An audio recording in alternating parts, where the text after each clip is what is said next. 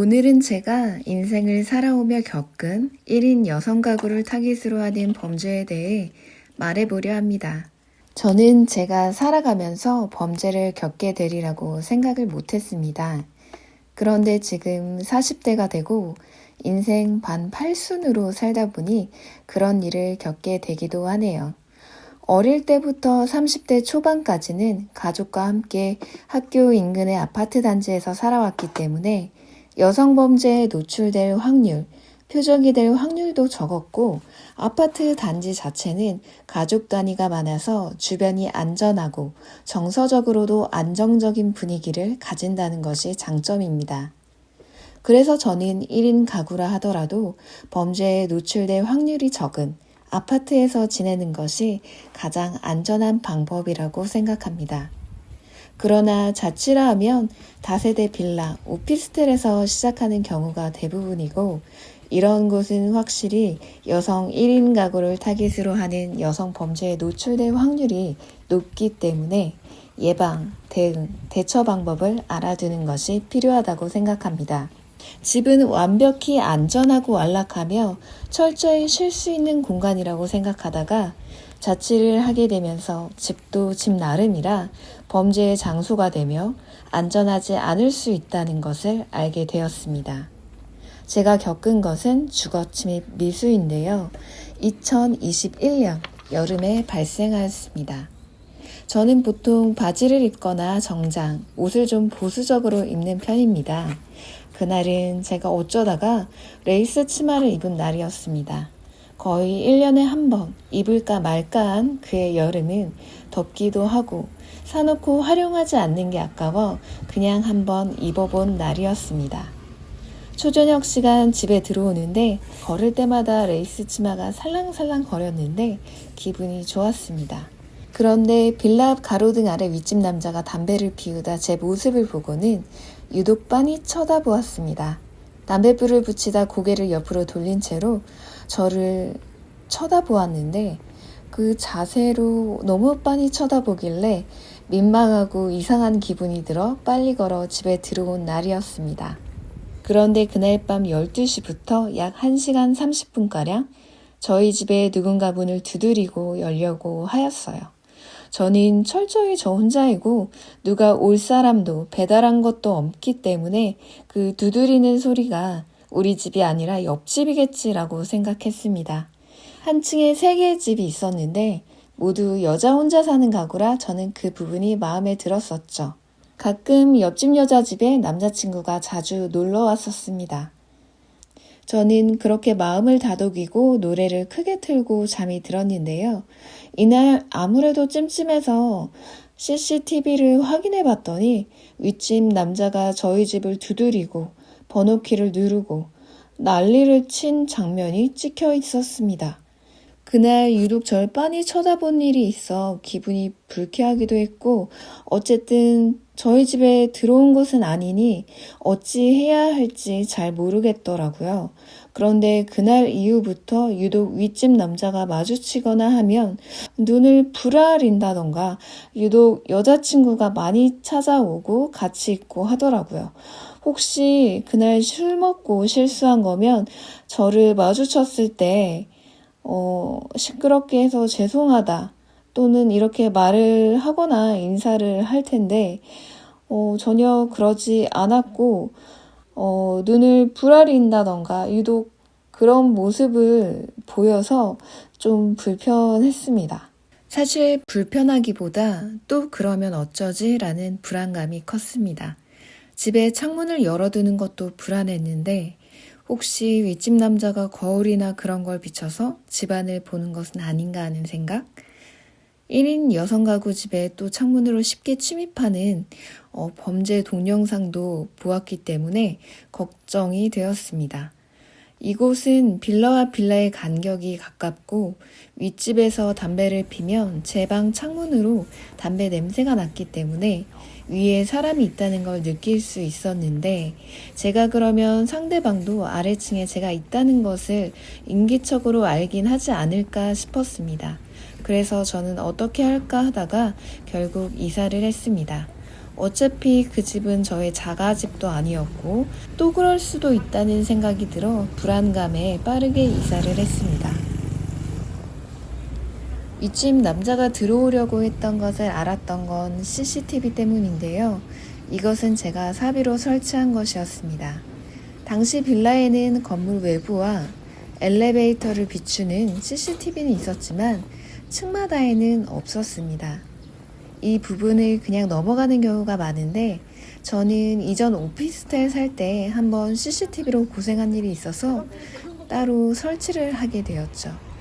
이전에 있었던 오피스텔은 규모 있는 브랜드의 깔끔한 오피스텔이었는데 A동부터 B동까지 연결되어 있을 정도로 컸습니다. 이런 오피스텔은 층마다 CCTV가 있고 저 역시 그 부분이 마음에 들어서 CCTV 위치에 4번째, 5번째 집이라 안전하다고 느꼈는데 사고가 있었고 이 부분 CCTV로 확인하여 범인을 잡을 수 있을 것이라 생각했지만 알고 보니 모션 CCTV라고 해서 그나마 거리도 저희 옆집까지밖에 비추지를 못하는 CCTV였죠. 게다가 사람이 움직일 때에만 감지가 되는데 저희 집은 일정 거리 이상 범위의 바로 옆에 넘어가기 때문에 모션이 있어도 잡히지가 않았습니다. 즉 사람이 찍히지 않고 빈 복도로만 나오는 것이었죠. 당시 저희 집에 방문한 경찰도 전혀 찍히지가 않고 사람이 없는 상태로 보였습니다. 너무 황당했고 그때는 억울하게 범인도 잡지 못하고 미결이 되었죠. 당시 경찰이 CCTV만 보면 잡을 수 있다고 했는데 관리사무소에서 거기까지 CCTV가 안 찍힌다, 인식하지 못할 것이라는 이야기에 놀라 다른 위치의 CCTV로 확인이 가능한지 이야기를 했는데 나온다고 하더니 사건이 한참 지나서야 찍히지 않는다고 했고 이 오피스텔의 CCTV 기록이 한 달 정도라 다른 출입구 CCTV라도 확인을 부탁드렸는데 A에서 D동까지 연결되어 있어서 입출입구가 많고 또 비상계단은 CCTV가 비추지가 않아서 작정하고 하면 사람 입출입 확인이 정말 불가능했던 오피스텔이었습니다.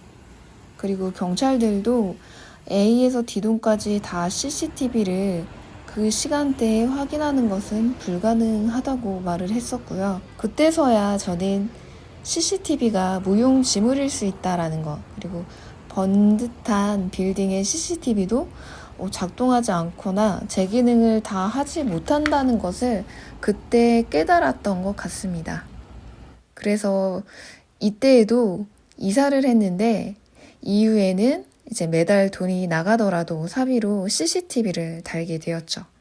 CCTV도 종류가 많은데 영상을 관리하는 데에는 방대하고 어려움이 있기도 하고 무슨 일이 있으면 바로 출동 가능한 사설업체로 등록해서 사용했습니다. 어쨌든 주거 침입 관련하여 신고를 하거나 저처럼 이사를 가거나 하는 방법이 있는데 저는 당시 주거 침입에 대해 집 문이 잠겨 있어서 저희 집에 들어온 것은 아니니까 범죄인지 아닌지 잘 모르겠고 우리나라는 그냥 술 마시고 실수했다고 말하면 다 봐주는 그러려니 하는 나라라고 생각했고 지난번 오피스텔 살 때도 범인을 못 잡아서 경찰에 신고를 해도 별 수 없다고 생각하는 점도 있었습니다. 아래 윗집이기 때문에 신고를 해도 나중에 얼굴을 마주칠 텐데 혹시나 제가 해코지를 당하진 않을까라는 여러 가지 생각이 들어서 그냥 이사를 했습니다. 또 그리고 범인이 특정이 된다 하더라도 그냥 실수했다라고 말하면 끝나는 것 아닌가? 라는 생각도 들어서요. 약간 그런 부분에 있어서 불신이 있었기 때문에 바로 신고를 하지는 않았습니다. 이사를 간 이후에 이전 주인이 놓고 간 옷장을 중고로 올렸는데 몇 달이 지나도 한다는 사람이 없어서 처치곤란이다가 하신다는 분이 있어서 거래를 하게 되었습니다. 그런데 그분도 여자 혼자 사는 집인 거를 알고 쉽게 봤는지 갑자기 화장실을 쓴다고 하시는데 오줌이 마렵다고 몸을 베베 꼬지를 않나 화장실을 쓰게 해달라며 약간 쫄르는 그런 모습을 보였습니다. 그런 불편한 진상짓을 하다가 옷장을 안 한다며 미리 입금한 돈을 돌려달라고 우기더라고요. 계약금을 미리 받았기 때문에 이거는 지키셔야 한다고 저는 말씀을 드렸습니다. 그분이 이제 나중에 112에 신고를 해서 지구대가 출동을 했는데 결국에는 가져가는 것으로 일단락이 되었고요. 마침 오신 지구대 분에게 사실 여자 혼자 살면서 이런 일이 좀 있고 이전에는 이런 일도 있었다라고 하면서 CCTV의 동영상을 보여드리니까요. 이거는 주거 침입이다. 주거 침입 미수다.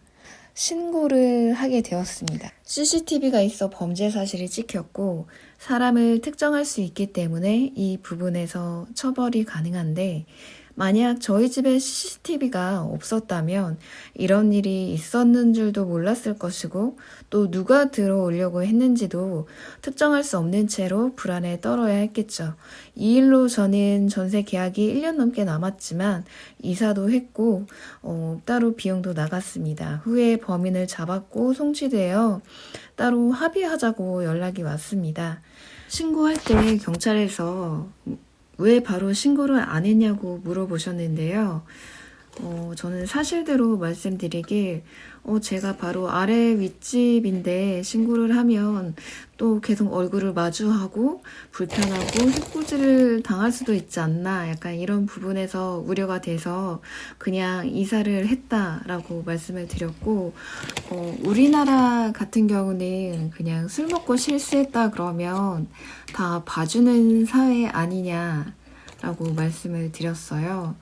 그렇게 될 것 같아서 어차피 신고를 해도 아무 일도 아닌 일이 될 것 같아서 그럴 거면 그냥 신고를 하지 않았다라고 말씀을 드렸었습니다. 저는 처음 신고할 때부터 합의를 원하지 않았고 해코지 당할까봐 이사까지 했는데 신고 이후에 이 일로 다시 얽히거나 마주하고 싶지 않았습니다. 다시 이 얘기를 하고 싶지도 않았고요. 그냥 처벌을 해달라고 했었는데요. 또 검찰에서 말하길 이 사람은 직업도 있고 여자친구도 있고 멀쩡한 사람이다. 그날 술 취해서 잠깐 그런 것 같다라고 대수롭지 않게 이야기를 하시는 부분이 더 마음이 좋지는 않았습니다. 그렇게 멀쩡한 사람도 주거 침입이나 미수, 범죄를 저지를 수 있는 부분인데 직업이 있고 여자친구도 있고 멀쩡한 사람이다. 그냥 잠깐 술에 취해서 그런 거다라고 말씀을 하시는 부분이 더 저는 마음이 안 좋았고요. 상대 측에서 조사를 받을 때 정말 죄송하고 미안하게 생각한다고 말을 했다고 해요.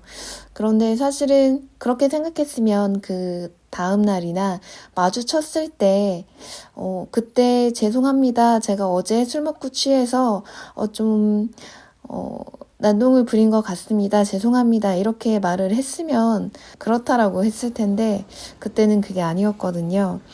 근데 어쨌든 검찰이나 조사를 받을 때에는 굉장히 죄송하고 미안하게 생각한다 라고 얘기를 했다고 하더라고요. 사죄를 하고 싶다. 그리고 검찰 측에서는 저 같은 경우에 이사를 했고 경제적인 부분도 비용이 나갔기 때문에 어떻게 할 것인지 한 3-4번 정도 전화를 주셨던 것 같아요. 그래서 결국에는 합의를 하기로 하고 합의금 300만 원을 받고 종결을 했습니다. 그래서 저는 개인용 CCTV가 도움이 된다라고 생각을 하고 이 CCTV는 개인이 달 수도 있고 또는 사설 업체를 달 수도 있는데 저는 데이터 용량 관리라든지 그런 문제로 사설 업체 것을 사용해서 매달 이제 돈을 지불해서 사용을 하고 있고요. 건물 같은 경우도 정말 번지르르 하지만 그 CCTV가 작동이 되지 않거나 잘 비춰지지 않는 곳도 있어요.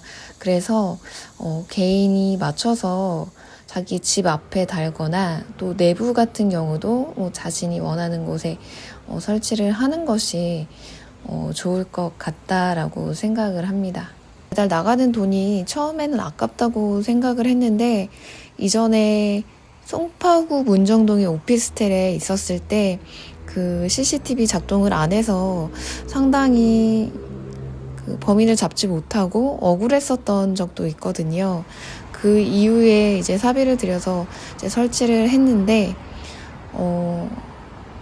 상당히 안전하다고 느끼고 확인할 수 있으니까 또 좋았고요. 아무래도 1인 여성 가구는 그 범죄의 노출 빈도가 높기 때문에 저 역시나 이런 일이 생길 줄 몰랐지만 이런 일이 발생한 것처럼 이런 일이 생겼을 때 범인도 잡을 수 있고 사람을 특정할 수 있고 또 합의금을 받았기 때문에 제 이사 비용도 감당을 했다라고 생각을 합니다. 그래서 전혀 이 CCTV 설치한 게 아깝지가 않고 좋았다고 생각이 오히려 들었어요.